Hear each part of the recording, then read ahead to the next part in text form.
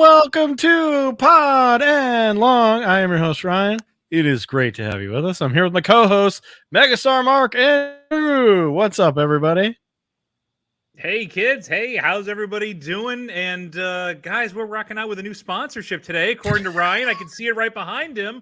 Bud Light, welcome aboard. Pod and... Oh, is that a cutout? What is that? It's a sponsor. Oh, okay, good. Excellent. Perfect. It's a sponsor. That's awesome. That is just tremendous. We're doing big things. So good. It's great. It's so good. It occurs to me that I need to come up with a nickname for myself because you do Megastar Mark and then Drew. Like, I don't know if anybody's into death metal or whatever, but you know the band Behemoth. Yeah. If you follow the band Behemoth, there's four dudes in the band. Three of them are named like Nergal and Stormbreaker and whatever, and then their drummer's name is just Seth. Which, like, I understand that it's actually Set. It's supposed to be like the Egyptian god of destruction or storms or whatever, but it just sounds like three death metal dudes and a dude who answered an ad in the paper for a drummer. So I gotta come up with a nickname for myself. Yeah, you need one. I was gonna go with the Professor, but I think that's been taken. Oh, John Clayton, the Professor. Yeah. I just wanted to take a moment. Can you excuse me? I'm talking to America right now. Okay. It's Pod and Long. We're here. That was an excellent moment. Did you see that? No. What do you? You didn't see that? Oh my God! You didn't see this? Hold on, I'll play it. Second down. That is the best line I've ever heard out of an official. We'll get to the penalty in a minute. He just told Geno Smith. Yes, I did hear. Yeah. Excuse me, I'm talking to America. All right, I'm with you. Intentional grounding. Offense number 7.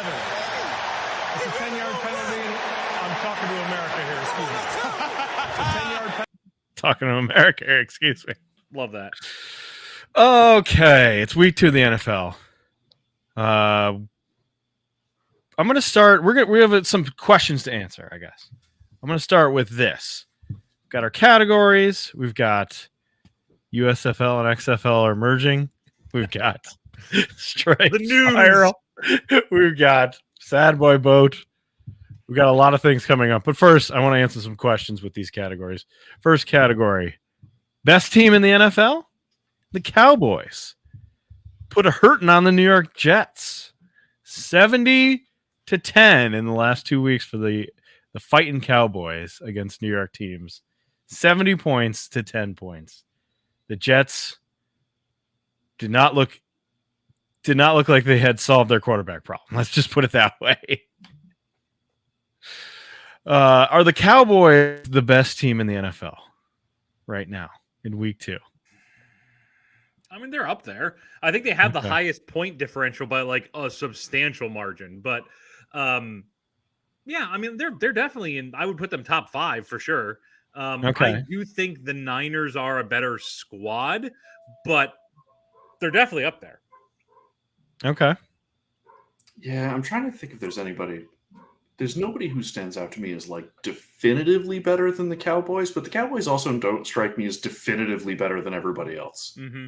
So I think I'm in the same. I think I'm in the same camp as Mark. I think the Cowboys are probably a top 3 team today, but I don't know that I would automatically by default put them at 1. Yeah, Micah Parsons is an absolute monster. Unbelievable. I mean, the start of this year is amazing, and that's a good. That division. We'll talk about it. That division is a lot. I'm surprised at how good it is. Seems like you guys aren't thinking they're a top team, even though they've crushed both New York teams. Is that a New York bias? Do you have a New York bias right now? Yeah, I'm East Coast. Yeah, clearly. Yeah. Yeah, like I said, they're. It's not that they're not the number 1 team. It's just that I can't unilaterally make them the number 1 team. I'm giving them props. It's just there's plenty of season left to go, baby. I mean, Okay. They're not better than Mark's Rams. Mark's Rams. My boys. The fighting Rams. The fighting Marks. Yeah. We'll talk about the Rams. Bet, I'm going to talk about my favorite bet of this upcoming week. Okay. We will have Greg's bets. Rams have their own special category. 49ers are also probably the NFL's best team, but they're part of that category. So best team in the NFL, Dolphins. Make a nightmare for Bill Belichick and the Patriots on Sunday night. Yeah. And they didn't even play that well, if you ask me. I mean, they had some rough going there. Did this game teach us more about the Dolphins or the Patriots? Honestly, I think that's a good Or question. both? Yeah. First off, kind of digging old man Belichick. Like where he What? threw the flag down The and thing he where he was acting throws all the flag grumpy. is priceless. It was so good. His hoodie has like 12 pockets, and of course he keeps it in his fucking sock. So, Slams the red flag down. I kind of like that he's like the last vestige of this once proud kingdom, and he's just kind of hanging on. And I don't know, like I'll always hate him. Yeah. But that defiant flag throw really won me over. He So- seemed so old in that moment. I know. So what you're telling me is Belichick is Caligula? Is that what I'm getting out of this? That's perfect. That's perfect. I just took a drink of Bud Light, Drew. Jesus. Careful. Yeah. You don't want to spit Bud Light on the ground. No.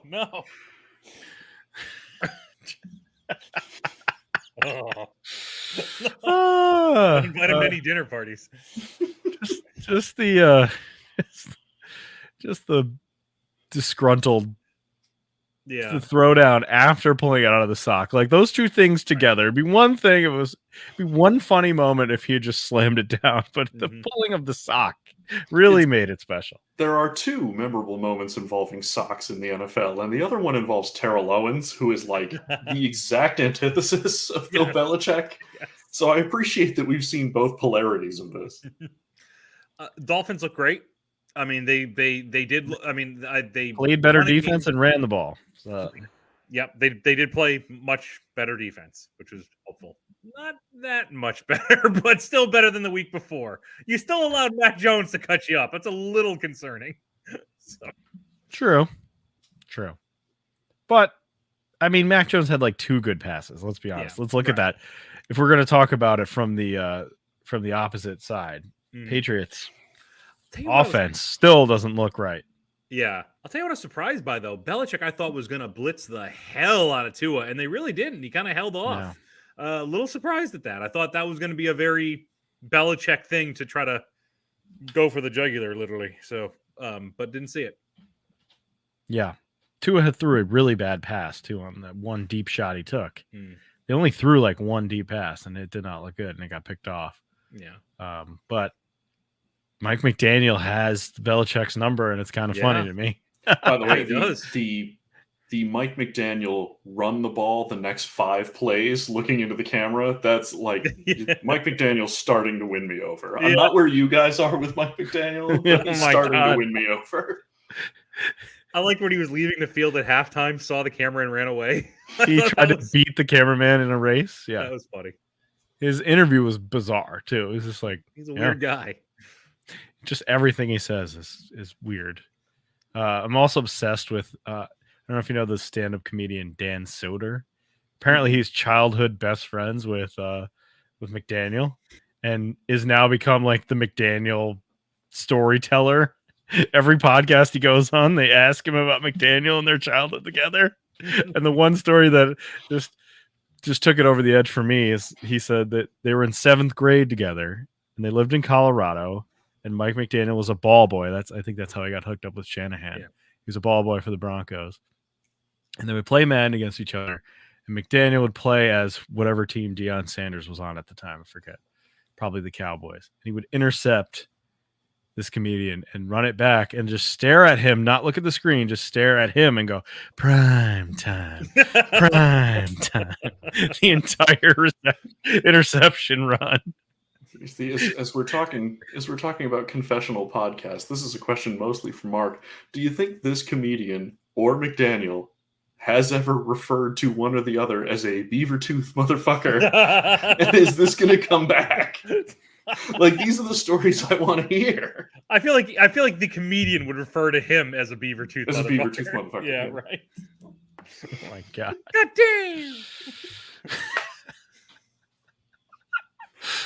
All right, moving on. Category. What?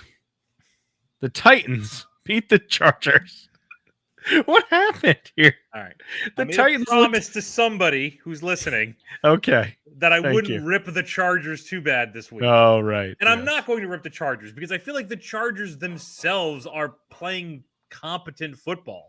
Okay. Their head coach has got to go. This is absolutely overdue. This guy is holding this team back more than any coach I can think of recently. I'm trying to think, has there been a coach who is so obviously like over his head and is just keeping a team down in recent? You got Drew? Art Shell the second time. Yeah, right. Yes, Okay. there you go. I have a guess. Matt Rule. Don't worry, we'll talk about him later. Yeah. Oh, good. I'm glad I'm he's just back. saying, like, this team should not be struggling the way they are. They put No. up 50 plus points, didn't turn the ball over. They're 0-2. I mean, like, and that is, no matter what people say, like, oh, it's not a death sentence. It kind of is. Like, out of the last, like, what is it? It was, I forgot what it was, like 1 out of 25 teams who start 0-2 actually make the playoffs. That's ridiculous. Like, you're not going to make it, Chargers, now because your head coach keeps making dumbass decisions. Like calling a timeout on 3rd down to let Derrick Henry back in the game to get you up to get a first down. What the hell was that? I thought it was weird. They had, would they have 2 timeouts and they were in the red zone and they needed a field goal to tie, but a touchdown to win. Mm-hmm. And they somehow blundered it so badly they had to kick a field goal. Like they were on like the 5-yard line with multiple timeouts, and it was first down and goal. And they had several false starts. I think that's the thing about Staley this week is like there was a couple of awful penalties that cost him this game, I think. And that's on the head coach. Like there's a personal foul at one point by Derwin James, I think, and then there was several false starts when they desperately did not need a penalty. Like that killed them. And that's what I'm saying. It's not the players. The players are, I mean, they are making stupid moves, but it's because their coaching's not there. You know, Herbert once again had another very good game. There's only, we talk about it often on this podcast, there's only about 7 franchise quarterbacks in the league, and he's one of them. And I don't think there's any doubt that he's one of them. And he can't keep doing this by himself. I think there are issues to Herbert's game. I don't know if he's got that killer instinct, but at the same time, his team should still be a playoff team, and it's not. There's Right.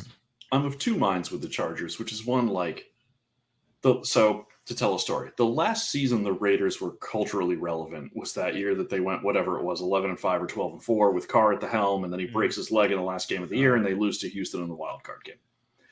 And then the Raiders regressed the next year because of those 12 wins or 11, whatever it was, like 8 of them were 1-score games, right? So you flip that coin the other way the next year, and there it is. The Chargers, same thing. They went 10-7 last year, but like 7 or 8 of those wins were by a touchdown or less. So you flip that coin, they're going to regress a few games. But then I also remember this is the same team last year that got outcoached by the Raiders interim coach, who was basically looking across the sideline going, like, one of my we can both get into favorite the moments. we can both get into the playoffs if we agree to do nothing right here. And the Chargers were like, hell no, man. Time out. What? Okay, that's how you want it. Up there with the Jacoby Myers throw to Mac Jones. Oh my or god. Ezekiel Elliott being sent into the shadow realm. 3 of the top moments. That is one of my top moments in football. I love that the Raiders gave him an out, and Chargers are like, we're not going out that way. No, the Chargers looked across the sideline and told the Raiders, "You got the juice now, man." Yeah, it's so stupid. I've been irrationally angry a lot at football. That night, I was really pissed.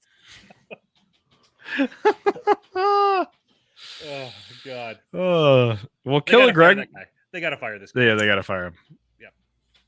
First coach fired. Is it him or is there any other candidate? The Bears coach. I was Is just anyone going to even say the close? coach of the Bears. Yeah. But you suck anyway. Like, what But were you But expecting? the problem is nobody in the Bears building thinks the Bears suck. Yeah.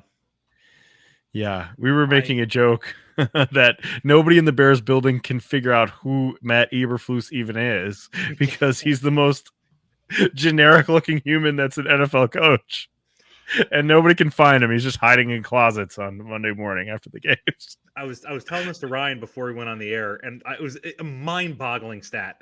Eberflus has the lowest win percentage of any Bears coach ever, And I want you to appreciate the gravitas of that statement. My God. Like, that is Oh my God. shockingly horrible. Who's the worst Bears coach? Is it Dick Geron? Oh, he sucked. He had that 1 year. He was 13-3. Boy, Who's Dave the Coach of the year. And then Wannstedt Dave had- Wannstedt, he was- Wannstedt there for a while. yeah. But he was spicy a little. Like they were never great, but he was spicy. Oh, right? man. They had some just. Wasn't Let's Nagy see. a coach there for a Oh. while? I want to go through the list. They also had that guy from Canada, right? Oh, Tressman. Tressman. Tressman. In the brief, like, hey, Mark we paid Josh Tressman. McCown a lot of money era. Right. Let's look at this list here real quick. We've got Matt Nagy, John Fox on his Oh, deathbed. God. Right. That was bad. Oh, I like John Fox so much. I do too. I mean, I love John Fox. Right. He was a Fox, Panthers yeah. coach. He was great. Let's see. John Fox was really fucking bad. His winning percentage was 291. It's worse than that. Like, Plus, Think like about you know that the Bears, especially in the city of Chicago, the Bears go back long enough that I'm sure they had some coach for half a year named like Irish John Murphy or whatever, and clearly that guy was better than. yes. It's amazing. And Justin Fields, like, I mean, Drew, I think you He's were not calling the Bears hate and the Fields hate early on. He's not good. No, he's not, man. I don't know if we want to talk about the Bears now, Yeah. but I feel like it's a good time we'll to get do to it. their category. We'll All get right, to their all right. category. Let's really quickly touch on the Titans and how Kelly Greg must be happy because what the hell happened here? They actually look like a competent team. Well, Finally. Ryan Tannehill balled out. Yeah, Yeah. he still was had good. it He in him. ran for a touchdown. Touchdown. yeah. And not a short one. No, it was a Shades nice of run. Texas A&M. I'm pretty sure he has an artificial hip. He's got a cane somewhere in his locker. He's hiding it. Listen, they can make serious noise in that division. They really can. I mean, the Yeah. Colts and Texans are both very flawed. The Jaguars, I mean, granted, they played the Chiefs, but They did not look the good. team I thought they were, at least not the offense I thought it was going to be at least 2 games in. They still have a shot at this. I mean, they're Yeah. always going to play tough defense. Derrick Henry's always amazing. If Ryan Tannehill can just manage a game, and they have, DeAndre Hopkins now, I think they got a real shot. All right, moving on to the next category. The category, there's a lot of categories this week. It's we tanking? The Giants beat the Cardinals. Oh, When the man. Cardinals It's remembered, incredible. we're trying to tank here. Wow. What happened in this So, game? The real quick. Cardinals looked like Super Bowl champions for 3 quarters, and then it all fell apart. My wife was up by 62 points in her fantasy league. And then Oh, boy. Daniel Jones played, and she had to watch every single touchdown and get angrier and angrier and angrier. She lost. Oh, Daniel Jones dropped in 47 points in fantasy. she lost a 62-point lead in fantasy. Yep, it was bad. Yeah, she had other people too, but like still, when you have like 2 left and one of them is Daniel Jones, you think you got it. Especially after 3 quarters, which was Yes, horrible. Right. The Cardinals, it's almost like the Bidwells radio down at the sideline. Like, excuse me, what the fuck are you doing? But it only makes it all the worse because Caleb Williams' dad was already suspicious of the Cardinals, and then for a minute he was for 3 quarters he was probably like, you know what, maybe this Okay. wouldn't be so bad. And then at the end of the game, he's like, my son will never play for the Cardinals. Caleb Williams' dad. Yeah, where does this rank on the Caleb Williams dad meter? He's now a new character on the show now. Every week we have to check in with him. How's he doing? How angry is he? It's so You're going back weird. to school, son. It's so weird that the top 5 of the draft could be like Arizona, Chicago, Cleveland. Yeah. Like, that could be it. That might be it. It's amazing. Maybe one of these teams will get better. Probably not. Man, This can was you wild. imagine- And the other wild thing to me is like I have Giants fans, a lot of Giants fans, of course, because I live in this area, in the Giant area. But they're texting me like, "Yeah, man, like you beat the Cardinals. Yeah. You had to have an epic comeback to beat the Cardinals. Mhm. The Cardinals are actively trying to lose. I don't know if you knew that. You know, I'm gonna give him some. I'm gonna give the Cardinals some credit. Connor looked very good in this game. He did. He played well. Dobbs, this is the first time I kind of got to watch him. He's not bad. He's not. You can see why he keeps getting chances. Right. There's definitely some zaniness to him. Yeah. So, you know, I did. It was kind of interesting to watch that side of them because, like I said, we just don't see a lot of Cardinal stuff nationally. But you know, props to the Giants. They pulled it out when it needed to. That was good. That was great. They did. I mean, you got to give them credit for making that comeback. But at one point, come on. I really thought Daboll was going to have a heart attack on the sidelines because it's something he was yelling at with the ref, and like I almost wanted to who do I call in this one? Like somebody needs to stop him. Can I call the EMS? Right, Tata. We made a joke. We made a joke about Daboll going to bar and then ordering 14 Miller Lights and drinking them in succession, and then they made the comeback, and then we made the next joke was. He still orders 14 Miller Lights. Nothing changes. Nothing changes. He's just happy now. It's like, you know, whether they win or lose, if the Montreal Canadiens play in the Stanley Cup, the city of Montreal will be on fire at the conclusion of the series, regardless of outcome. Yes.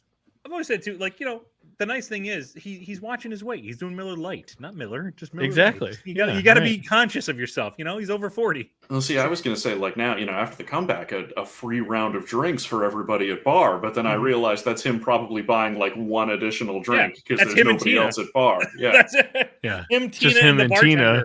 Because he scared everyone away in the first half. Yeah, get out, everybody. Tina might be the bartender. We haven't fleshed out this story. She might be the waitress there. It's also entirely possible that this is the kind of place where, like, because he's the lone patron, like the bartender just kind of sits back on his phone and Daboll goes around the bar and gets his own beers. Yes, the townie. Yes, good one. And he gets on his jet ski.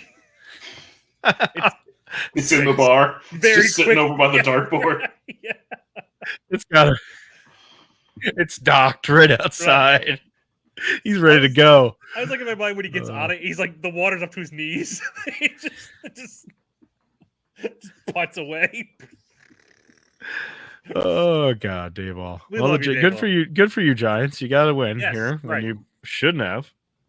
Good for you, Cardinals. Tank is still on. This category is called Frauds Exposed. The Vikings, maybe the ultimate fraud of the NFL.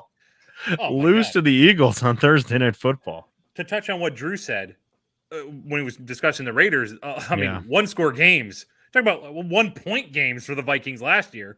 I mean, I think a lot of people saw this one coming. They did not look good in this game, despite the fact that they only lost by a touchdown.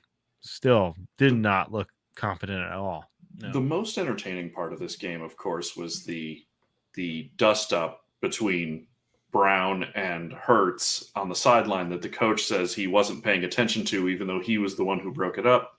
And first of all, I can't wait for Brown to make the tearful "That's my quarterback" video. And second of all, in the post-game press conference, somebody asked Sirianni what that conversation on the sideline was about, and he said something along the lines of, this was the only part that was interesting to me. He said, the conversations we have on the sideline will remain private.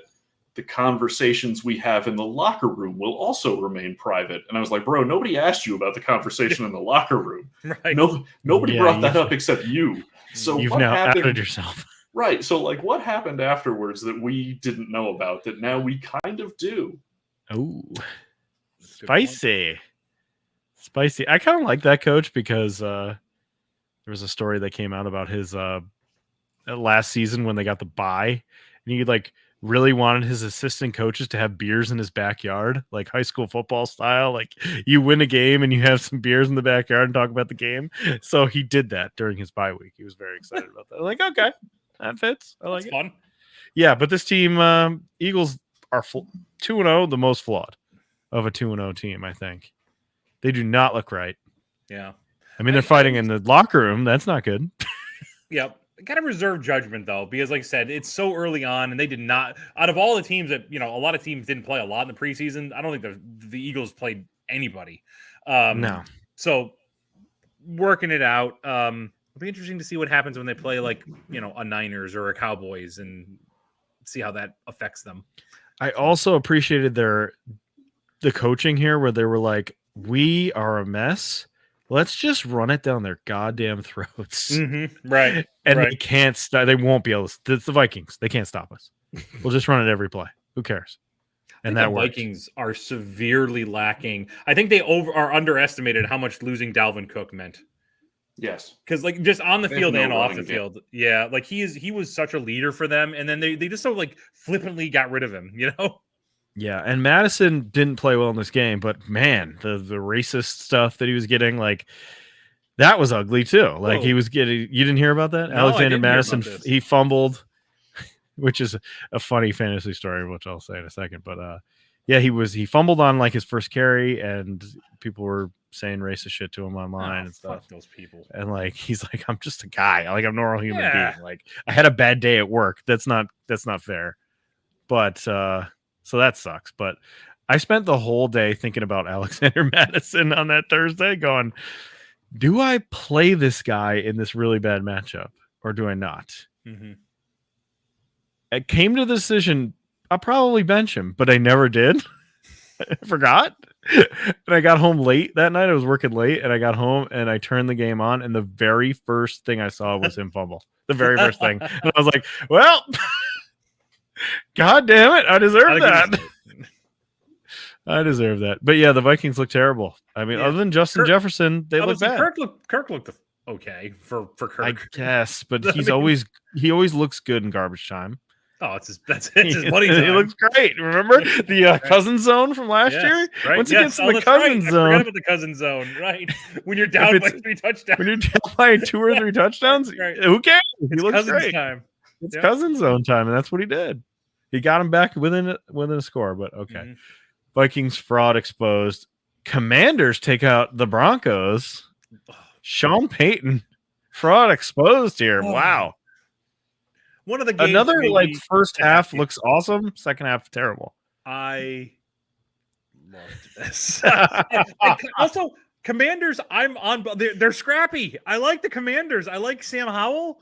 I like his competitiveness. I like Riverboat Ron back at it. Like I kind of dig this.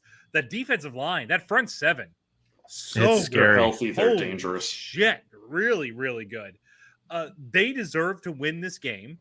And the Broncos, as usual, were overconfident when they got up by a couple scores and then couldn't get it back together because Sean Payton is not a good coach. Sorry. Referring specifically to the Commanders, it's amazing what can happen to a team when you don't have a prominent figure in your franchise hurling racial slurs down the hallway every 45 minutes. There's nothing worse than in life when you have a bad boss. Can you imagine? Oh my God. There's nothing worse. Like you can have a bad like coworker that's on your level or below you. You can survive that, but if you have a bad boss, oh my God, you're screwed. Yeah, this is our boss. He's got a lot of money and owns the team, and that's why he gets away with calling people sugar lips. You just got to roll with it. Right. Oh my God. Good for the Commanders. Yeah, absolutely. The Commanders are off to a great start. There's a lot to like about that team. You know, the run game was phenomenal. The receivers, they were excellent. I think if I had to pick nitpick, not even nitpick anything, but it's unfortunate they lost Logan Thomas because once again another cheap shot by that Denver Right. safety who seems Jackson. to be making a career out of that. Yeah, And Sean Payton's teams have never had a problem with bounties and dirty play. And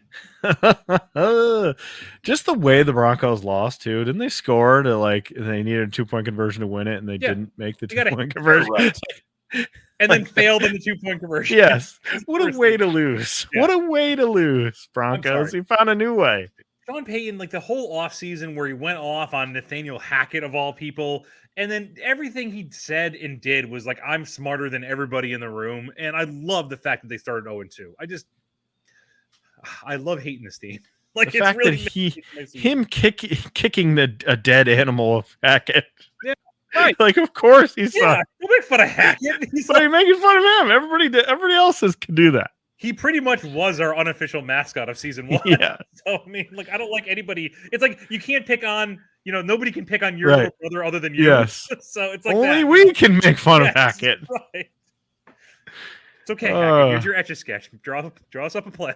Oh my God. I think the unfortunately all Broncos in the positive, Russell Wilson's throwing it around. He scored some touchdowns. He's going to eclipse that bathrooms number I don't like real that. quick this I year. don't like that.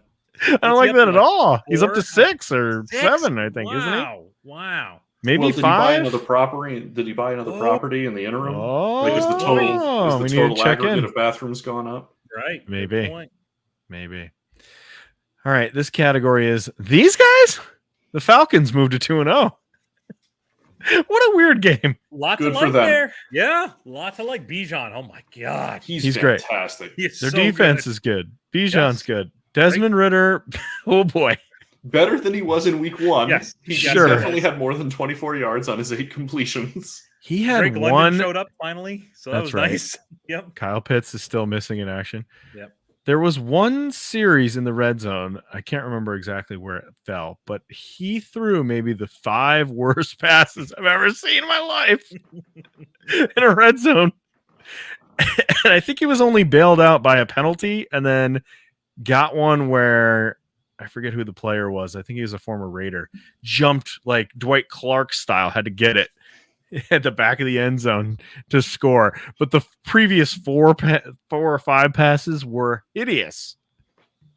But I mean, he made some good throws. And they won. Now, like, he was good enough to win. But boy, oh boy, Is for a bunch of different reasons, and obviously not to the same magnitude, is Ritter setting himself up to be the new Tebow, where like he doesn't seem very good, but he keeps winning games, and it Yeah. ties everyone in knots trying to judge whether he's good or not. Because Yeah. I'm here for that if that happens. oh, absolutely. I was about to say, like, it will eventually backfire, but I like that it hasn't yet. So I'm there for it. Good for them. it had its moments of ugliness. Like, oh boy, what is this? But then he made some nice throws. I mean, you have to give him He did. credit. He had a rushing touchdown. Like, he made some nice throws. I don't know what the hell happened to this Packers team. They still looked pretty good. Mm-hmm. They only had like 32 plays or something like that. They weren't on the field. That was the problem. They couldn't get off the field Good on defense, though. but- Like Falcons, like I said, everyone's talking about Yeah. that offensive, grouping, but man, that defense is good too. So they drew up a great game plan. They did, and they spent a lot of money on this defense. Like, Yeah. people low key spent a lot of money on the defense. I think the Packers will rebound. I do. Yeah. I Jordan Love, I think in itself looked pretty good. So I mean, I'm pretty Yeah. confident they're going to be okay. But sometimes you get these games. I don't think it was his fault, No. but yeah, Falcons are 2-0. Wow, Love it. the Buccaneers are 2-0, A biker Which is- bike. which is shocking, except for the fact that they were playing the Bears, I know, right? who may be the worst team in the NFL The now. floating extra bye week of the Chicago Bears. What in the world?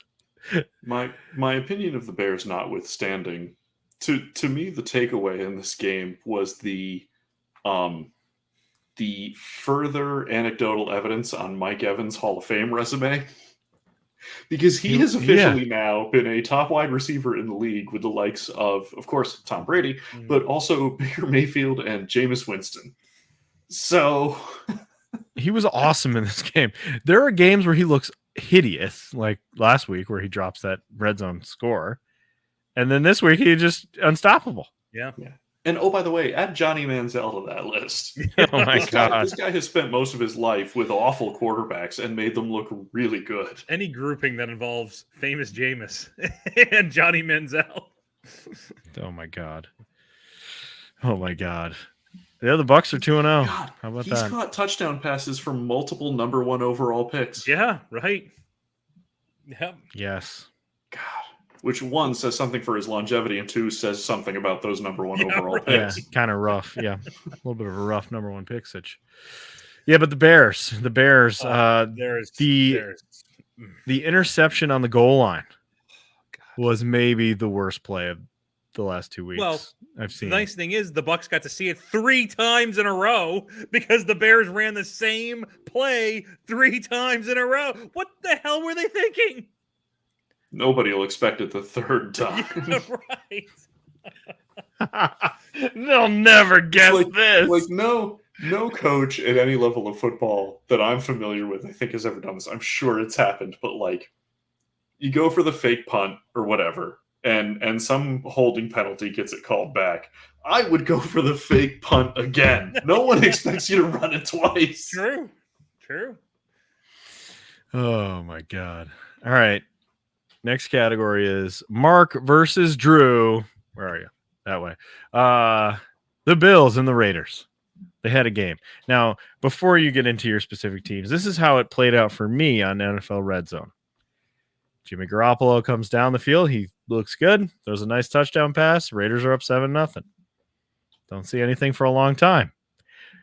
Get several clips of Josh Allen scoring. Still see nothing from the Raiders. Absolutely nothing on Red Zone. Not a thing. And then the game was over. That's it. It was 4 plays that I saw. That was it. Nothing Go happened. ahead. Nothing What happened. happened in this game? You know what, Mark? You won. I'll allow you to go first. There's just 2 things I want to touch on. All right. Okay. And so this is how I've been begging the Bills to play offense for They the did last it. 4 years. Is run the ball, establish the run, even if it's not, because the Raiders did a wonderful job of stopping that run game in the first half.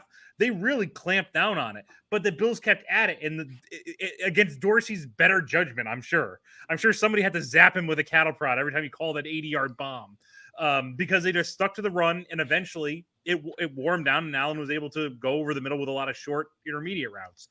That's what I've wanted. That's all I've wanted. And I feel like they're not going to do it again. I feel like this was like, Dorsey's going to be like, fine, I did it your way. Time to go back to the fucking 80-yard bombs next game. So I was happy to at least see it for one game. And then I want to touch on Allen real quick. So this is going to be like the nerdiest thing I've said on this podcast. And I think Drew's the only one who's going to get this reference. I figured out who Josh Allen reminds me of. He reminds me of Gladiator from Marvel, from the Marvel Universe. And Drew's laughing because he knows where I'm going with it. He doesn't have the mohawk, though. He doesn't have the mohawk, but okay, so Ryan, Gladiator's powers, he's basically Superman, right? Mhm. Okay. But the more he believes in himself, the stronger he is. And when he starts having self-doubt, he becomes weaker. And that is so Josh Allen. When he gets a modicum of doubt in him, if he throws an interception or somebody starts messing with him, he's like that entire game. When he gets 1 touchdown under his belt and things are going his way, you might as well throw the game because you're not going to beat him. Like, he's just, when he gets in that mindset, he's tough, but he gets shaken out of that mindset very often. One of the things too, when I was watching the replay of it, one of the most terrifying things I can think of to see just in the NFL is a Josh Allen free play. Because God knows what's going to happen on that play. Because he plays with reckless abandonment when there are consequences. Like, when there's not, imagine what that man does. Because I watched him do something insane in that one as well. But I'm happy with how the Bills rebounded. I hope they continue. Okay. Drew? Nothing happened in that game that I didn't think was going to happen in that game. Okay. It just went to script for you. The Yeah, NFL script writers, they had it.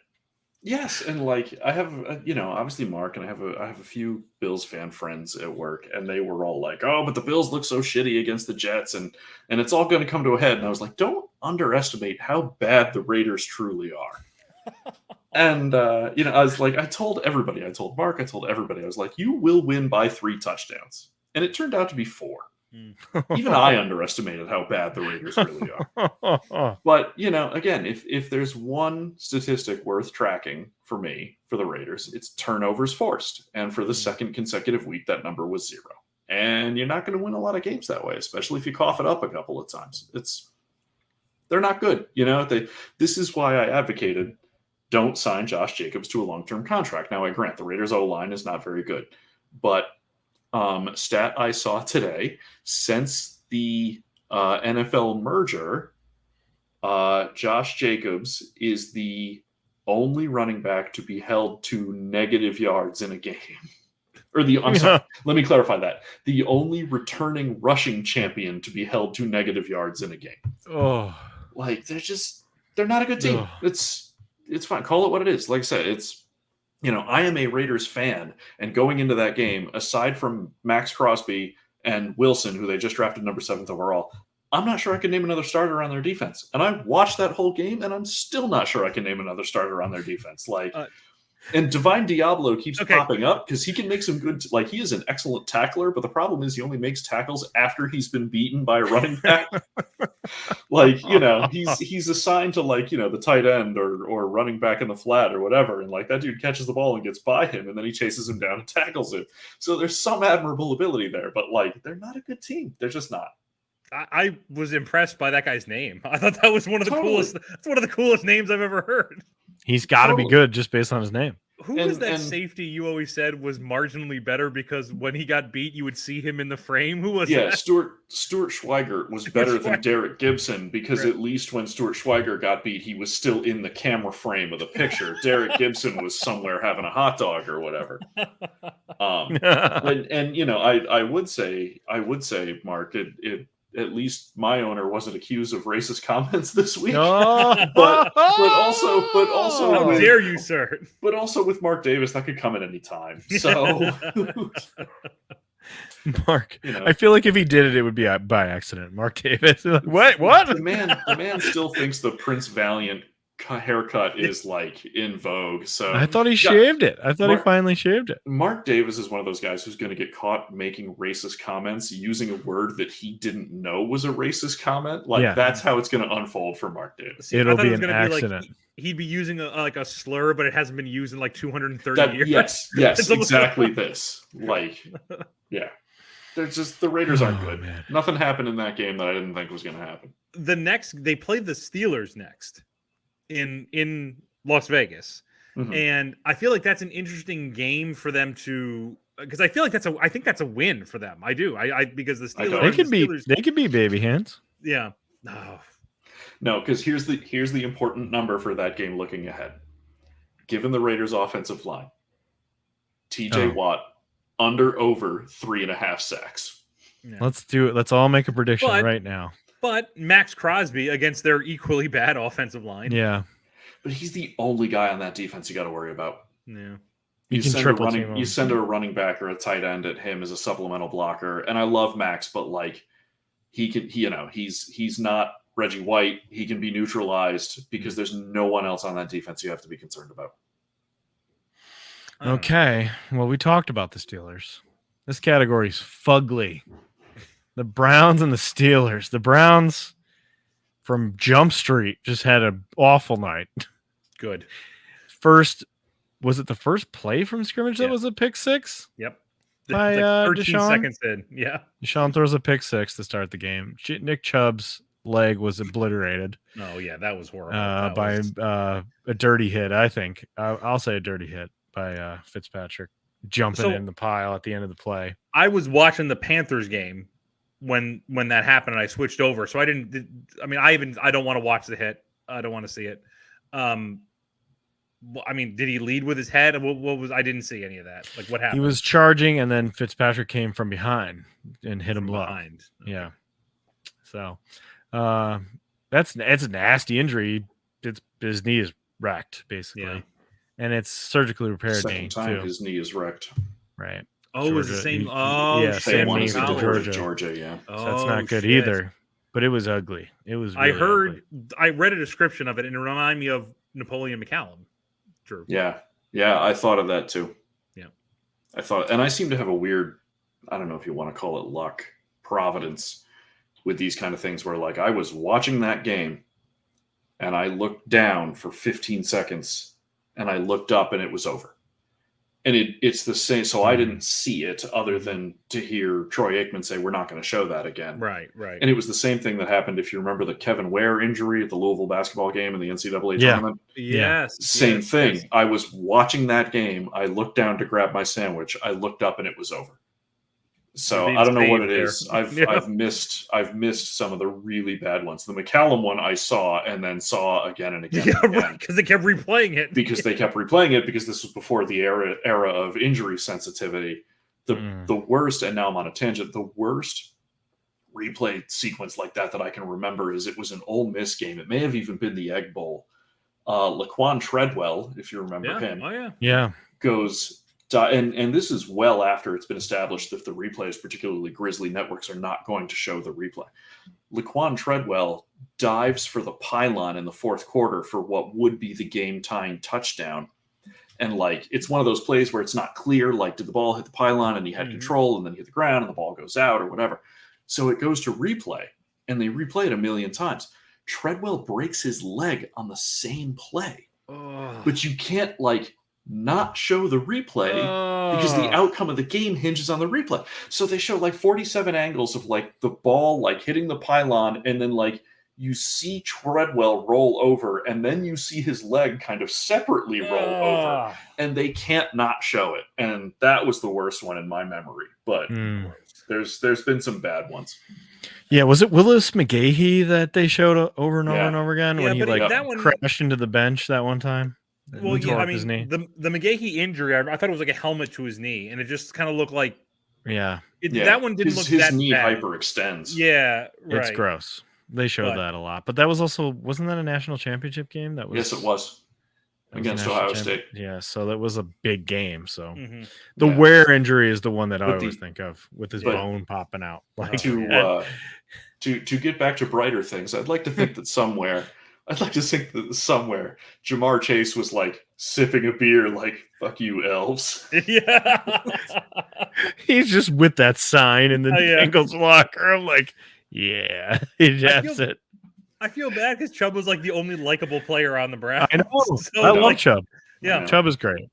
And I have a soft spot for Myles Garrett because Mason Rudolph's always been a punk, and I like that. I shouldn't enforce that Myles Garrett swung a helmet at a guy.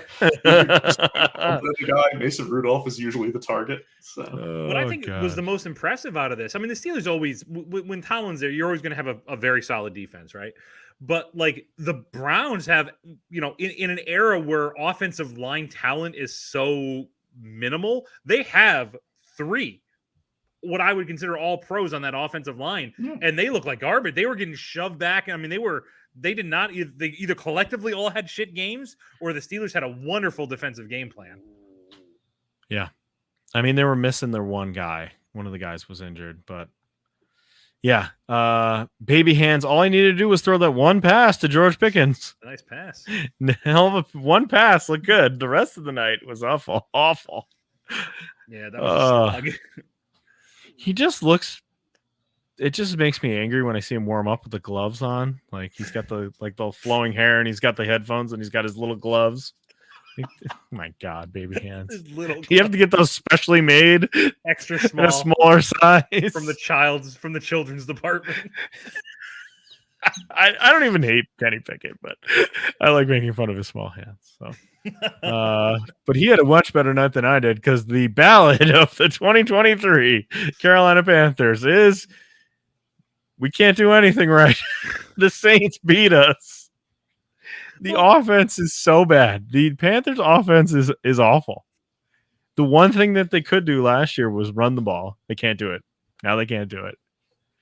They certainly can't pass. Bryce Young can't even do a quarterback sneak.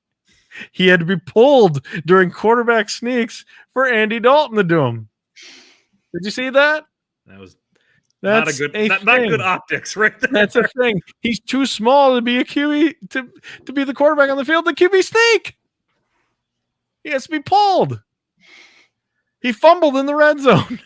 This game was like 6-3 for 3 quarters, and he fumbled in the red zone after a nice pick. I don't think the Saints are bad though. I felt like them keeping it that close was a pretty, I thought that was a pretty big accomplishment. We know the Panthers aren't gonna. They're not doing anything. We know that. But, like, come on. Give me some fire to, like, actually try here. Yeah, he seemed like he was, like, toward the end, like, he definitely seemed to be, like, getting more comfortable and at least having a chance to win this game. Yeah, they did score in junk time. In junk time, they scored. I said this last week. I love Bryce Young. He's one of my favorite players last year watching college football. I still think I have a lot of faith in him. And a lot of faith in Frank Reich. It's just going to take a while to get this team where it needs to be. Maybe they just have changed too many things. Maybe that's part of it. Like we've changed everybody. I agree with everything Mark said, and I seem to be now in a weekly habit of crushing Ryan's hopes and dreams. But I will say, through 2 games, CJ Stroud looks pretty good. This is what I was saying. It hasn't helped the Texans all that much. No, but like. But And, this is and again, like if you go way back to our draft show, like I think I may have said at the time, I liked Stroud last year more than I like Caleb Williams this year. Mm-hmm. yeah. But Stroud looks pretty good through 2 games, man. Yeah, he does. I still think you made the right pick. I really do think the Panthers made the right pick here. What's Listen, frustrating listen. is They we both had a can be show good. where, It's- where I said I like Stroud more than and we can finally just get Stroud and not worry about it. Listen, let me tell you a story. Oh, all right. no. All right. The Raiders drafted Robert Gallery, and they could have had Larry Fitzgerald. Yeah. So, And you were very on the Larry train. Like you And- were. and- Yeah. yep. And the I remember that Raiders year. drafted Jamarcus Russell, and they could have had Charles Johnson. So, If only you would hit the stage that day, Drew. You could have I know. stopped it. I think that's Could've- that's the frustrating thing for me. It's oh like, my God, why can't I think of his name? Not Charles Johnson. Megatron. Calvin. Calvin Johnson. Yeah, That draft, Calvin I've mentioned it before on air, I know. it has so many Hall of Famers in it. Which and is we were there. rough when you miss. Amazing. when you have so Absolutely many amazing. Hall of Famers. Oh yeah, and then there was also like sprinkled in like Ted Ginn and Yeah, you know, like I said, the Brady Chargers Quinn. took Buster Davis in the first round of that Yeah. draft. right. Find me Buster Davis today. Oh my God. Bills took beef mode. Love beef mode. I love beef mode. I And would then Paul love. plus Lusney in the second round. Oh boy. I love Paul. Paul was good. I He was a middle linebacker. he played a lot. He played for a while. I would love just a game where we are kind of battling and making some throws and doing some stuff where that doesn't happen in 2 weeks. It'll come in 2 weeks. You just said it's 2 weeks. It'll come. I know. With Frank, I have immense confidence in Frank Reich. I'm You know, really I- starting to get worried about Frank. No, I'm really I'm- starting to I'm- get worried about it. I'm thinking of this specific to the Jets, but I think it applies to any team that feels like their quarterback may be underachieving. I just picture like a bunch of Miami Dolphins linebackers sitting at a table that is wreathed in cigar smoke, playing poker with Mike White, who is sitting there saying, "A lot of teams could have had me." Oh God. Mike fucking White. You got to put some Mike. respect on that name. Fucking White. All right, this was a category we had last year, and it's back, and it's back for the same exact game. Mirror match. The Seahawks and the Lions do it again. The Yeah, Seahawks right. have a mirror combat when you have Sub-Zero fight Sub-Zero.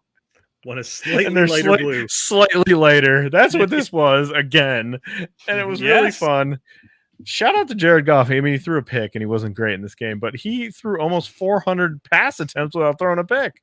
Mhm. I mean, that was a bad one. He threw a pick 6, but and also wonder shout how- out to Tyler Lockett.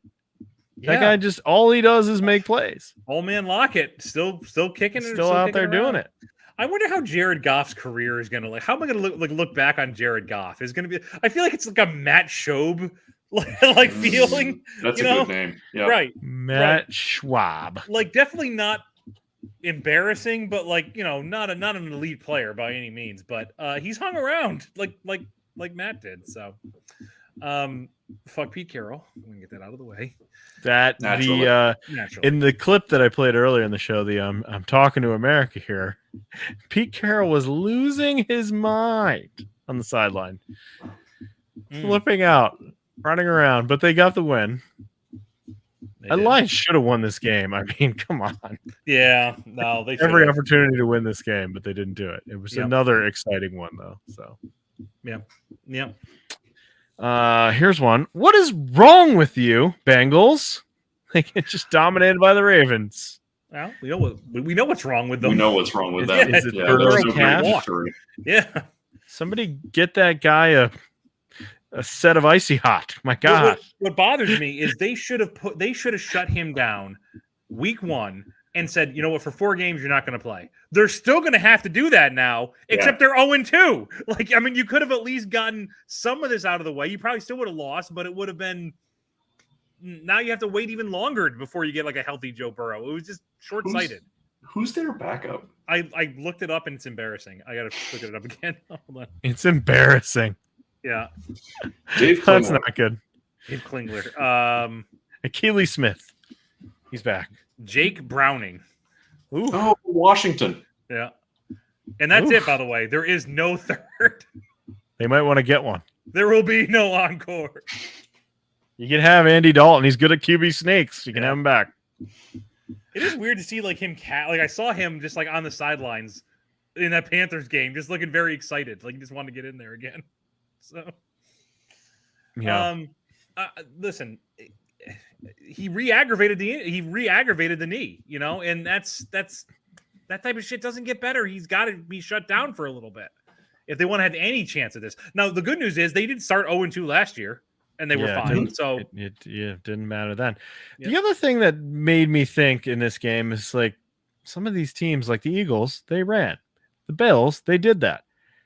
Some of these other teams not running, like this one, like not running with Joe Mixon inside the goal line and then having to settle for a field goal, like, or running with anybody, I guess. Doesn't matter who it is. But several of these teams, Chargers, same thing, didn't run Josh Kelly inside the goal line at all. Like Chiefs did not run Pacheco, and we'll talk about them, but they did not run Pacheco in the red zone. What are these teams that aren't very good on offense doing, not running the ball inside the fucking 10-yard line? I don't understand. It's not flashy enough. You need to do the carousel and all that. It's honestly like they talk about this at the college level, I think more than at the pro level, certainly, but like people have gotten so used to running shotgun-based offenses that the quarterback center exchange is no longer a given skill if you're Sure. under center. mm-hmm. So if you're a team who feels like you've never practiced under center, you're not going to do it in a game for the first time. And we talked point. about this didn't we talk about this last Yep. year? There was an article that came out, I forget where it was. I think it was ESPN, about the play action from the actual under center exchange is so much more difficult for defenses to read than the shotgun running Yes. and play action. It's infinitely easier to read the shotgun run, which is why it doesn't work that often. I didn't realize just in my process of watching how rare an under center snap was until I was watching Bills Raiders. Mm-hmm. And there were a few short yardage plays where Josh Allen was under center. And he looks so incredibly awkward under center. Yeah. One, and not because of any ability or lack of ability on his part, just because he's so big and he's practically leaning forward as it is. But it just occurred to me, like, it looks weird to me because I have literally never seen him under center. Mm-hmm. Never. It's So rare. like that's sort of a bygone skill.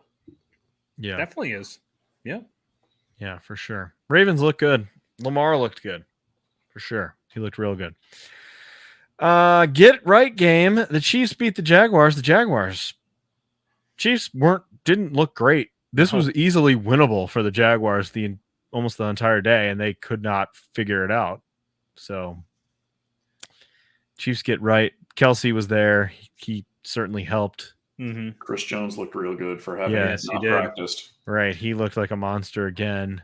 But Little- man alive, the Jags look great in week one. And this one, how many times did they not score with Calvin Ridley in the red zone where he couldn't get his feet down for various obstacles and reasons? He smashed into the goalpost at one point, ripped his pants, had to go to the sideline. There's another one where he had an amazing catch, but he was completely out of bounds. Like, the Jags did not look good in this game. I'm a little nervous about the Jags. Like I really had them kind of like steamrolling that AFC South. I mean, they had a great first week, but look who they're playing. And now they actually play. And now, granted, it is the Chiefs, so like you got to give it a little bit of leeway here. But they just, it is the Chiefs, but it's also like the Chiefs aren't notoriously known for their great defense. Like a lot of times you can pass on them pretty easily, and they shut them down. So that's a little concerning moving forward. Just kind of curious who the Jaguars play in week 3. They play, oh dear God, there's a bye week. They play the Texans. So they're going to get right next week. Okay. So it'll all be good. We talked about the best teams in the NFL, and the 49ers certainly probably are the best team, or if not the number one, maybe in the top 3. But this category is called Rams cover because the Rams kick a field goal, which doesn't affect anything except for the spread at the end of the game with 4 seconds left. Did you hear McVay's word No. salad that he tried to explain that? So his reasoning was he didn't want to hurt Stafford's arm by Hail Mary with a Hail Mary throw. But the problem is it still wouldn't have won him the game. Like, why would No. he even put him in that position?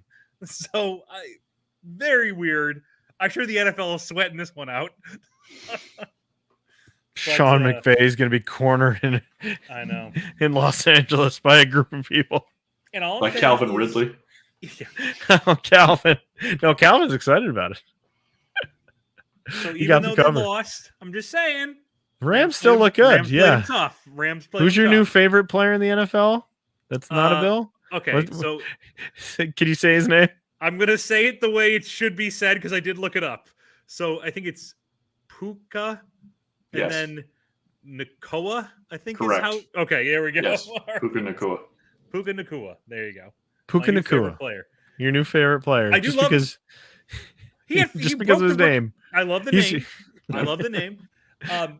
But he did break the rookie record for most receptions in a single game. It's amazing. He had 15. And for any NFL player in his first 2 games. That's amazing. That's absolutely amazing. Wow. That's New crazy. megastar. New megastar. To go with megastar Mark. I blessed him. I think the 49ers First just him kind into of this league. 49ers seem very casual about this game. Just like, okay, yeah, you're gonna do some stuff, but here's a little Debo, here's some McCaffrey touchdown. Like, we're not that worried about you. That's the sign of a dominant team, though. They Yeah. can do this so leisurely. Yeah, it felt easy, Yeah. even though it was a close game. Yeah. But all right. Last one. It's a quick one. The Fighting Minshew's, the Colts, hold on against the Texans.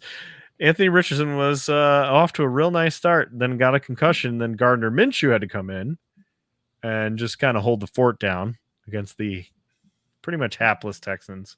Mhm. But CJ Stroud looked good. He hit through for He over did. 300 yards. There's just not a lot else there, which Yeah. is kind of what we said in the draft episode when he got picked. Like, he could be good still, but there's nothing else there around him, so they're not going to win. And that's kind of what happened here. The first touchdown pass that Gardner Minshew threw, go back and watch the clip. As he takes the ball off the snap, his happy feet are so ridiculously erratic. I was surprised he was able to get any zip on the ball at all. He was just excited to be in there. Like, he I- takes the ball, kind of does a river dance, and then hucks it towards the corner. It's unbelievable.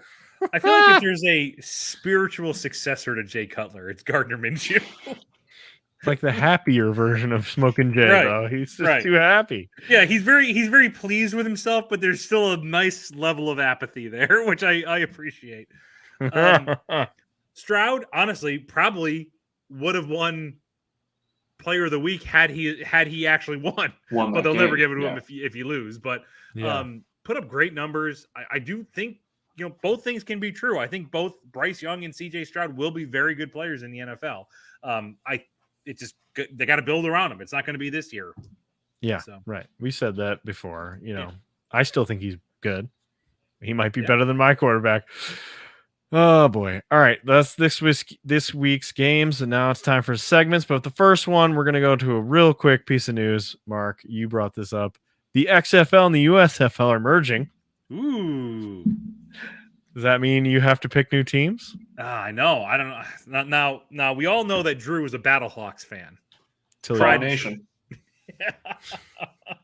Honestly, I'm curious about this from like a TV perspective because I'm pretty sure like the XFL I think was on ESPN and I think the other one was on Fox. NBC. USFL NBC. Sorry, NBC.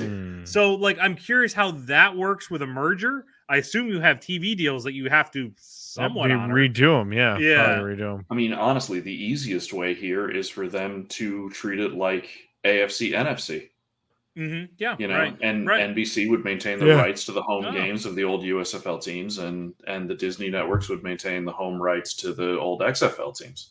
There's got to be though, like the structure of this new league has to change because the USFL was using hubs, so like Mhm. the teams weren't playing home games; they were playing the 8 teams were playing in 4 cities, and like Right. that can't exist. You need to be in a home city City, just to yeah. build interest. So A lot's going to have to change. I hear we're going to get like more news about it this week, including like names, what teams are going to be in it.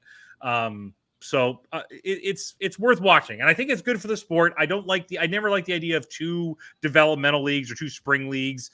Now all the players can go into one. I like the fact that it gives them more jobs. I'm totally cool with it. I feel like there's a space for it in the American sports market, and I'm glad we're getting a little bit of a merger. Okay, my team is going to be the Michigan Panthers if they remain, because they're coached by Jeff Fisher. Oh, there you go. 8-8. Never losing. Of the many possible choices, what city do the Michigan Panthers play out of? God. I'm just curious. I've never noticed. Flint. I don't know. Might I be. didn't. Grand Rapids. Dearborn? Grand Rapids? Grand Rapids. Actually, Grand Rapids wouldn't be too. Yeah, it's not a bad choice. Yeah. All right. I talked about this during the AAF football FUBAR, but I really want to see them put teams in cities that don't have them. I think give San Diego a team. St. Louis. I don't think, St. Louis got the battle. Carnation. Yeah, they should be back, I'm guessing. Drew's got like merchandise for the battle. I have a St. Louis Battlehawks shirt. Yeah. I have man. yet to buy the. You see a lot of people in their stands that have like the Legend of Zelda shield and Master Sword because that's kind of what their logo looks like. I have yet to go to that extent, but I do have a Battlehawks shirt. I bought it when I bought it after the XFL in 2020 folded, thinking those were all going to be sent to like Uganda or whatever in short order. So I had to get one soon. Little did I know they were going to persist. Here we are. All right, sad boy boat. Oh. Okay, this is last week. It was easy. I feel like it was easy last week. Yeah. I mean, the good news is Sean Payton is Sean Payton back.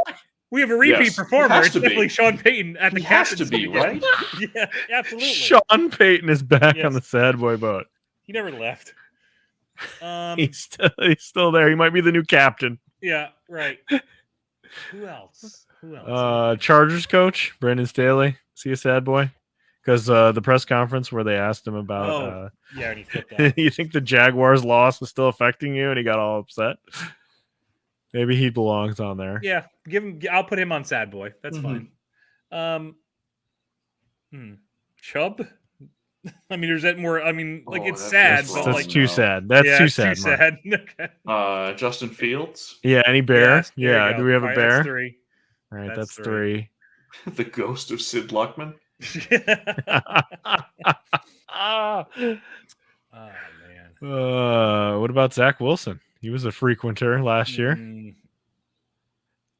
What about Bill Belichick? He seemed like a real sad boy throwing down He's a that grumpy flag. boy. He's like trailing him in like in like a donut. He's not on the It's not boat. him. He's He's trailing Don't worry, see, behind. this all plays forward. Soon enough, Mark, he's going to name his horse his offensive coordinator. yeah, right. Steve, move over. Declare war in England when he goes over there. Oh man. Any Browns? What about that Cardinals coach? Oh yeah, yeah. Yep. His post game was sad. It was just He's a sad boy. yeah. in the truest sense. Right. Is Caleb Williams' dad on the sad boy boat? No, he's happy. He's just got like beads of sweat running down his head right now as he looks at the standings. All right. Broadcasting moments of the week. We always put them on our Twitter or X or whatever the fuck you want to call it. We've got the Belichick throwing down the flag. We've got the Mike McDaniel running away from the cameraman. We talked about a lot of these. We've got the I'm talking to America here guy, the ref. We didn't talk about this guy. During the Dolphins game, jersey was spotted in the stands. Customized jersey for the Dolphins. It said days sober 00. I thought that was kind of fun. Here's one. Ohio State quarterbacks are 0-6 in the NFL this season. That's Oh no. that's CJ Stroud, that's Justin Fields, and also Joe Burrow. You count all 3 of them, you're 0-6. What a man. Somebody in Michigan made that one up. We talked about how bad my team is. How about Bryce Young lining up under the guard and having to be pushed over by Miles Sanders at one point? Like, no, you need to be under the center, my guy. I feel like I'm doing a lot of Bryce Young defending, but I mean, it is still the I don't know. I'm not. Yes. So He's that is still fine. Stop making that's a fun of him. I'm just That's gonna a- bad time. I'm just gonna slip in there. He's 5'10". yeah. His dad. I kept getting annoying messages from Greg last night about how Bryce Young's dad is bigger than regular Bryce Young, and he's more jacked, and they should put Bryce Young's dad out instead. Like, it's not fair. Come on, Greg. You If still have anyone's gonna start, Tannehill. it's Caleb Williams' dad. Yeah, you still have Tannehill. Oh my God. Yeah, Caleb Williams' dad has to get more jacked. All right, that's broadcasting moments. Greg's bets. I actually have Greg's bets, which I can Yep. share right now, I believe. Hold on. Ooh, fancy. Let me find that real quick. Here it is. That's a dick pic. Here we go. Greg's bets are here for week 3 last Yep. week. Real quick recap. He went 4 of 6. Yeah, you heard me right. week. He picked 6 games. He last minute baby hands bet, which Yep. he lost. Lost on the Steelers. So I this feel like- Okay, I'm about to say I'm glad you have the 0 ambient bets because I feel like that's we have to important keep to know track which, of that. which of these are ambient bets. We have to keep track of that. It might be just like a running tally. Like, I don't know if Mhm. we need to star the specific one because it's kind of an in the moment thing. So Mhm. we'll just keep track of that. Vikings -1 versus Chargers. I Okay. like that. Yep, I like that. Packers -2 against Saints. Okay. Yeah, Interesting. I would take that. Titans +3.5 over the Browns. I think Yes. I've said it to everybody in text. I love this bet. I can't believe Great the Titans are +3.5 on this. I feel like that's Watson could get suspended because we didn't even talk about that. He shoved that ref. Right. You know, I think that's a possibility. Obviously, with Chubb out there, I'm amazed it's still 3.5. Get it while you can. Seahawks. Here's one I like. Seahawks -5.5 versus the Panthers. Bet it. It's not gonna go well against the Seahawks, I don't think. Mhm. Bears +13 versus the Chiefs. I like I this. disagree. still wouldn't take that. Yeah, I still disagree, wouldn't take Greg. I'm I with you on a love lot of your that bets, he's but not doing that. one. I love that he's doing that. That is so funny to me. I see it in my mind. For anybody who's not seen the video, I feel like Uh. Greg is making these bets and then giving the face that he's making in his little bio picture. Yes. After we, each one, just we will post the Greg's Bets graphic every week. yeah, right. As long as I remember. There you go. There's Greg's Bets. I love it. He's off to a great start, though. He is. I mean, he's doing he on, really my is. God, he's on fire.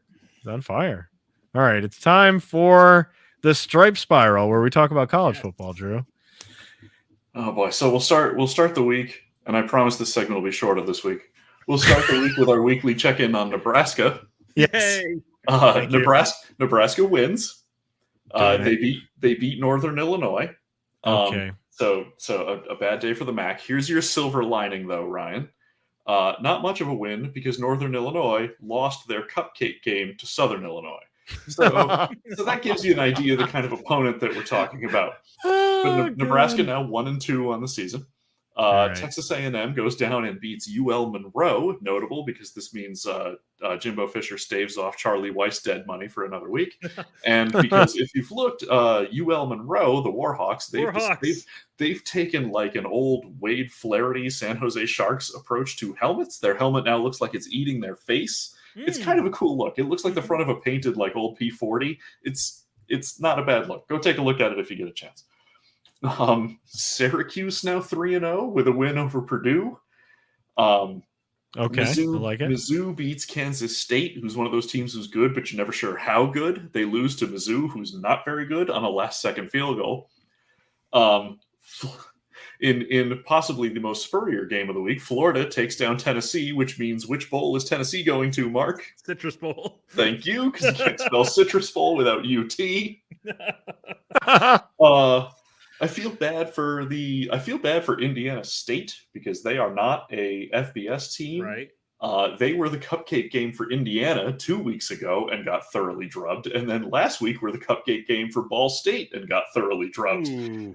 To literally quote Rick Pitino, Larry Bird is not walking through that door for Indiana State these days. South Alabama puts it to Oklahoma State. So 1, #FunBelt. 2, Ryan, how old was Mike Gundy once upon a time? He was. I'm a man. I'm 40. Thank you. South Alabama is actually decent, but this is a bad look because Oklahoma State in particular views themselves as like the last vanguard of the Big 12 because all the other like traditional Big 12 programs are leaving. You think, okay, TCU went to the national championship game last year, but they've bounced around in a bunch of different conferences before landing in the Big 12. So like the last of the big, serious, old guard Big 12 teams just got thumped by South Alabama. Alabama apparently doesn't have a quarterback. Yeah, what the hell's going on there? Wow. Well, it's like Casey Stengel. If you have 3 first basemen, you have no first baseman. If Alabama has 3 quarterbacks, they have no quarterback. Mhm. On a pure talent standpoint, Milroe should be their quarterback, but he has been given multiple opportunities and not look good. Texas got into a grinder. They won the game, but they got into a grinder with Wyoming, who it turns out might be good because Wyoming beat Texas Tech. Not that Texas Tech is any great shakes, but that's a very small team beating a very large team. Mhm. Boston College takes Florida State, who I had as the number 1 team in the country, to the limit. Boston College, though, in the red bandana game, if you don't know the story of the red bandana game, go ahead and look it up. It's an amazing story. But as a result, BC historically always plays up in that red bandana game. So they take Florida State to the end. It says something that Florida State managed to get out of that game with a win. Florida State has that, like I was watching a little bit of that. They have a giant receiver. Yes, they do. I can't get over how big that guy is.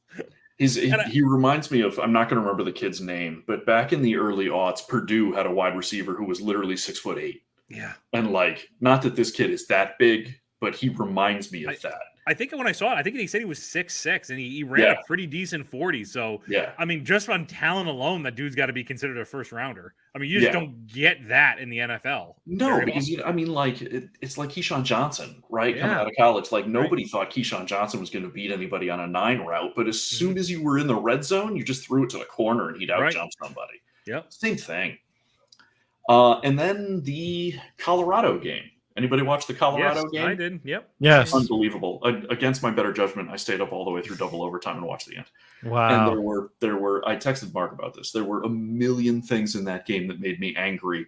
Very few of them having to actually do with Colorado or any of the way Colorado presents. You had such a great point. Well, I'm sure you're talking about it here. But except for the one thing Colorado did that pissed me right off was like, I understand you've been bad for a real long time, and now you're good for the first time in a long time, but don't rush the field when you beat an unranked Colorado State team that, by the way, has been irrelevant longer than you. Yeah, right.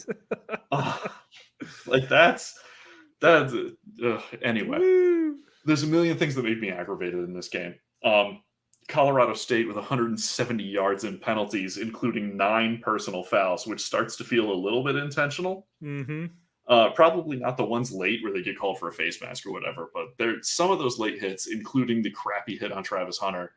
Yeah. Like that, you hesitate to say that somebody was telling the guys go out there and hit somebody late, but you do think they might have been told go out and show Colorado that you're here to fight. Right. And that's how that got interpreted. But what really aggravated me, and you see this all the time in the college game, and it bit Colorado State in this game, was you have an under-talented team that is a super big underdog against a team of much greater potential. And they are either controlling the game, which Colorado State did by virtue of like killing Colorado with 1,000 shallow crosses that they couldn't cover with their underneath linebackers. And then they get into the late part of the game and they get conservative for no reason. And it causes them to lose the game. Mm-hmm. Like there was a late in the fourth quarter, there's 2 minutes and change left. Colorado State had like 4th and 2 roughly at midfield and punted. And like, no, like they haven't defended your shallow cross all night, and your inside off-guard running game has been pretty good. They don't know which one you're going to do. Like, you're Colorado State. Take the opportunity to win the game while you can, because if you lose the game there, nobody cares. Mm-hmm. But you could have won the game right there, and you decided to punt. And granted, their punter drops a dime on like the 2-yard line that goes out of bounds. But Shedeur Sanders is really effing good.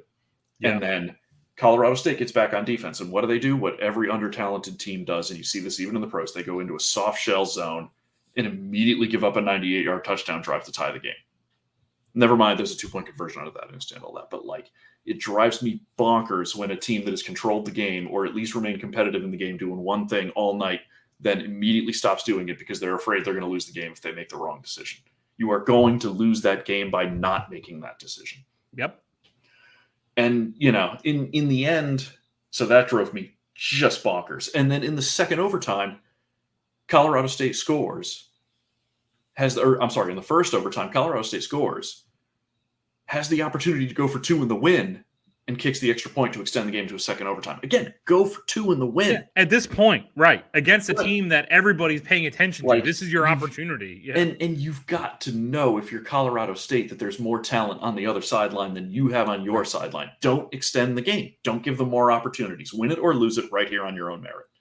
And it's just, they totally lost any concept of aggressiveness in their coaching decisions late in the game. And it drives me crazy because you see it in college football with potential upsets all the time. And it lets top-ranked teams get back into games that they shouldn't win. But what do I think about Colorado? I think the next 2 weeks are going to be very telling. They go to Oregon next week, who's a top 10 team, has an extraordinarily fast, disciplined defense. They also have Bo Nix at quarterback, who can be great, but also has one of those Bo Nix might not know how to play football games. Yeah, right. He's good to drop a couple of those, you know, as his previous fans at his previous locations would tell you. But like, they face Oregon, who's really good, and then they get USC at home. If Colorado beats Oregon, that game in Boulder will be absolutely must-watch television. Yeah. But, you know, you saw it. If Colorado State can figure out that they can beat Colorado just running shallow crosses under their 2-deep zone, then a team that has 4- and 5-star level recruits will also notice this and will find other ways to beat them, especially because the other takeaway here is Colorado's offensive line did not look good. Mm-hmm. They did not look good. And Dion, for his part, has been very upfront about the fact the entire season that he doesn't feel like his team is ready for that level of competition yet. He has said multiple times, I need 6 or 7 more dudes before that. Like, this year for him is his audition for recruits that he wants next year, or for guys in the transfer portal that he can get next year. And he knows that. I don't know that the hype train realizes that, but he knows that. But they've got 2 extraordinarily hard games in the next 2 weeks, and their schedule doesn't get a ton easier after that. They play Oregon State, they play UCLA, they play Washington State, and then they get Utah at the end of the season, all of whom are dangerous teams. Yeah, very. There's still – Colorado's a good team. I'm not taking anything away from them, and I don't dislike them, but they could easily finish this season somewhere in the 5-7 to 7-5 range, which by their standard in recent decades would still be a tremendously successful season for them. But I don't see them getting through that gauntlet undefeated or even with 1 loss. I mean, a part of me thinks that this season, I can't imagine how it's not. I mean, I think they will level out, but how can it not be viewed as nothing but a giant success for Deion Sanders? Because, like, look at how many eyeballs are on this program when nobody gave a shit about this team last year. A program that won 1 game last year. Right. Literally won. Yeah. And had been, Colorado as recently as 4 months ago was the team that everybody was saying was going to get left behind in realignment because nobody wanted them. Right. Now they're going to go back to the Big 12. They're the big flashy new thing. And listen, if they lose the next couple of games, or regardless of what happens, they've got they've sort of got the built-in, well, Travis Hunter didn't play. Mm-hmm. So, it's the future still looks bright for Colorado, but these next 2 games could be rough, considering that TCU, the upset over, I'm not taking anything away from the upset over TCU. And, then they paved Nebraska, who, as we've discussed, isn't very good. But, Colorado State definitely exposed some things that some other teams are going to be able to expose to a greater degree. Mm-hmm. But that said, sorry, one more thing. The big game this weekend is Notre Dame and Ohio State. There's a bunch of good ranked matchups this weekend, including Ole Miss at Bama is going to be a hell of a game because 1, Alabama, nobody knows what they are, and 2, wouldn't Lane Kiffin love to shove it down Nick Saban's throat? Right. But But the game is Ohio State Notre Dame, and I honestly don't know what to expect from that game because Notre Dame looks really effing good, and Ohio State so far has been unchallenged and didn't look great in their first game, but they haven't played anybody of consequence. So we'll see what happens. I'm excited for that. I'm excited to see that for sure, and I'm excited about Syracuse being 3-0. That'll go away. That quarterback, there's a lot going on there. For good or bad, that man is very confusing. Yeah, he is. He's very. It's like if Josh Allen had like a parasitic twin. I was going to say he reminds me of Josh Allen, but not a good version. Right, but like the dark dimension in Star Trek. That's kind of what it reminds me. The evil bearded Josh Allen. The bearded evil Josh Allen. Evil Spock. I did, when you were talking about tallest wide receivers, looked up the tallest wide receivers in NFL history. And a lot of them are people you know. Plaxico Burress, Vincent Jackson. One made me laugh, though. A guy I thought was going to be good. Ramses Barden.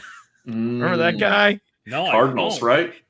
I think he was a Cardinal and a Giant at one point. I have no 6'6". He was massive. Wow. He was not good in the NFL. Harold Carmichael. I was going to say Harold Carmichael was 6'7", I think. 6'8", 225 6'8". pounds. Jeez. Wow. He was very good. And that was in an era where you didn't have wide receivers that were shaped like that. You know, they all looked like Fred Biletnikoff, and they had enough pine tar on to, stop a bullet. Yes. All right. Football FUBAR time. Mark? Yeah.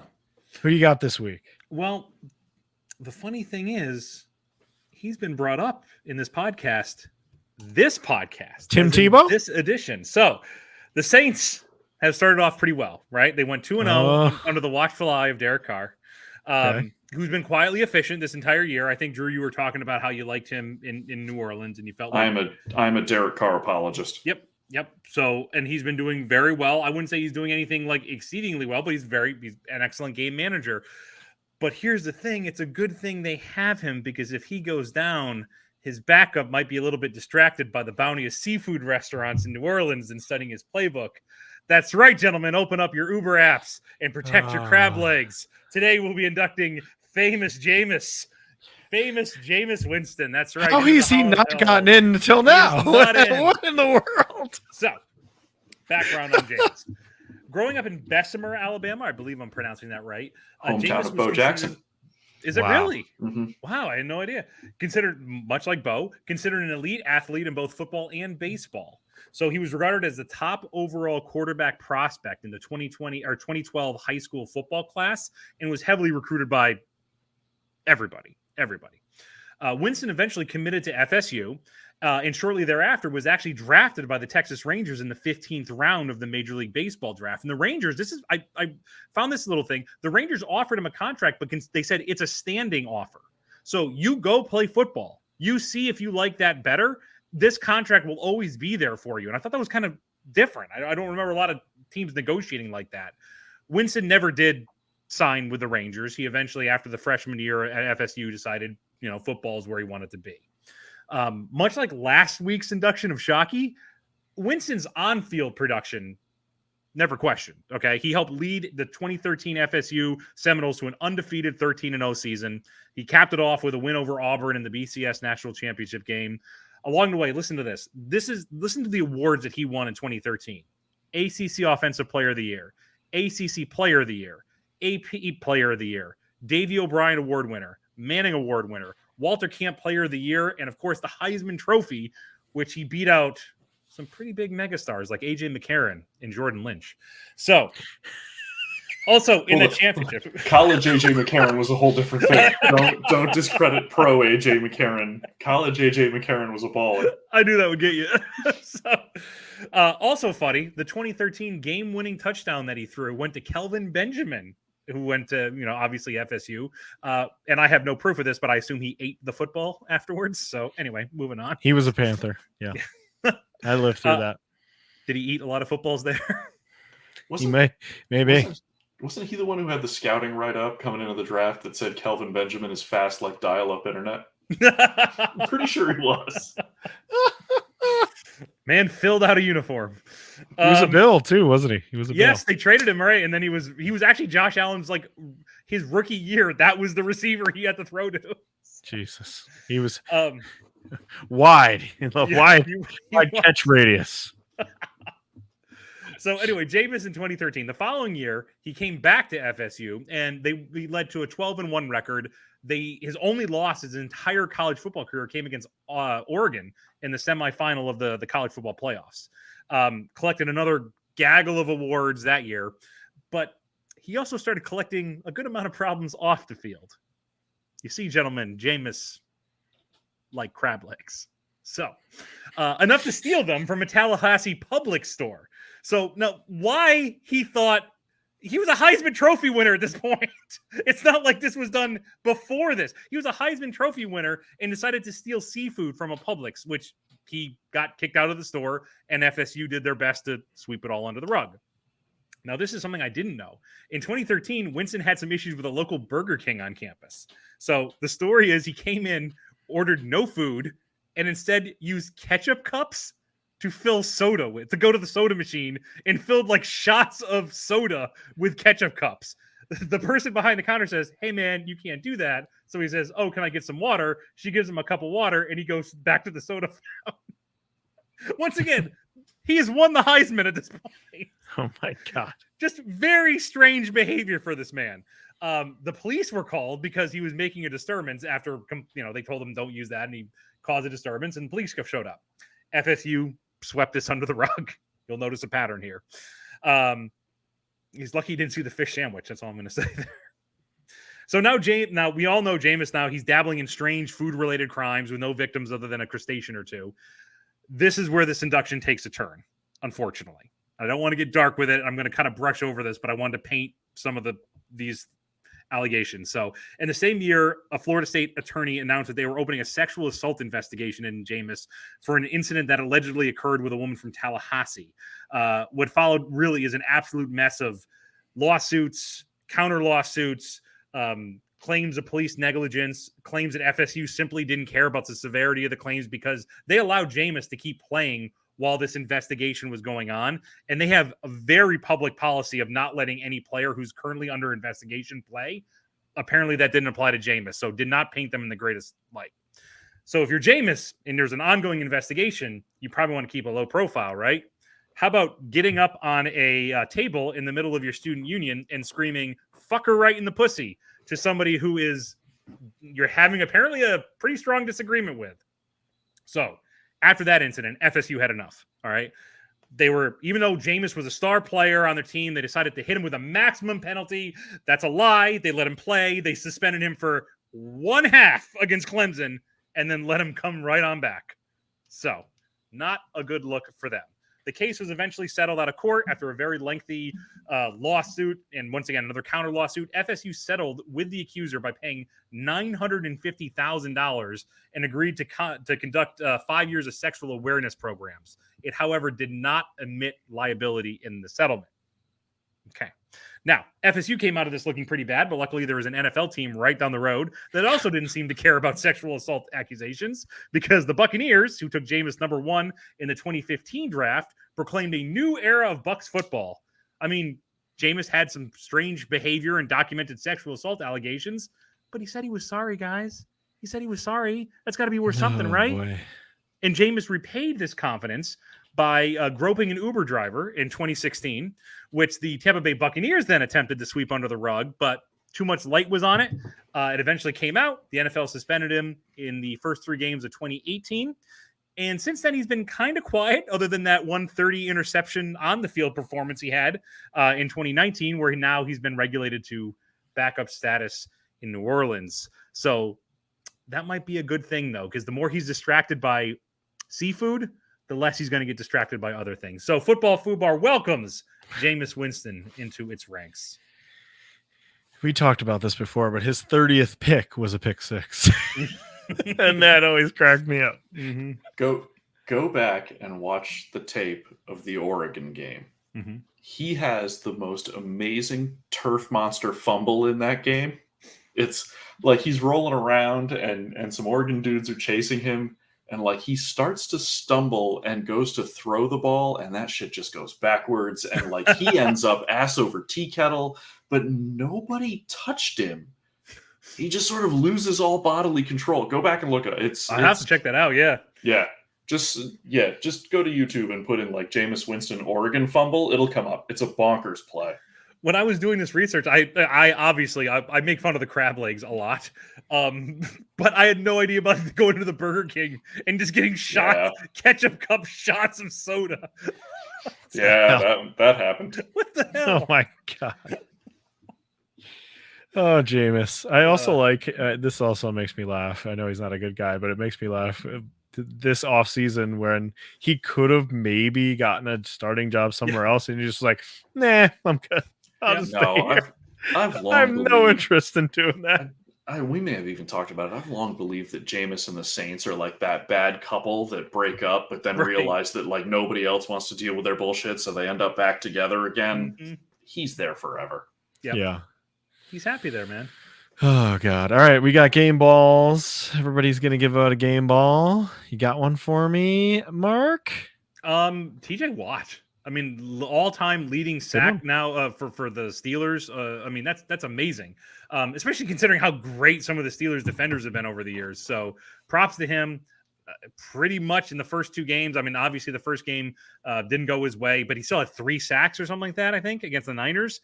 And then just completely dominated in this game was a big reason they won over the Browns. So, TJ Watt. All right, Drew, you got a game ball? I originally was going to go with Missouri's kicker for burying a 60-yard field goal in a college game to take down a ranked team.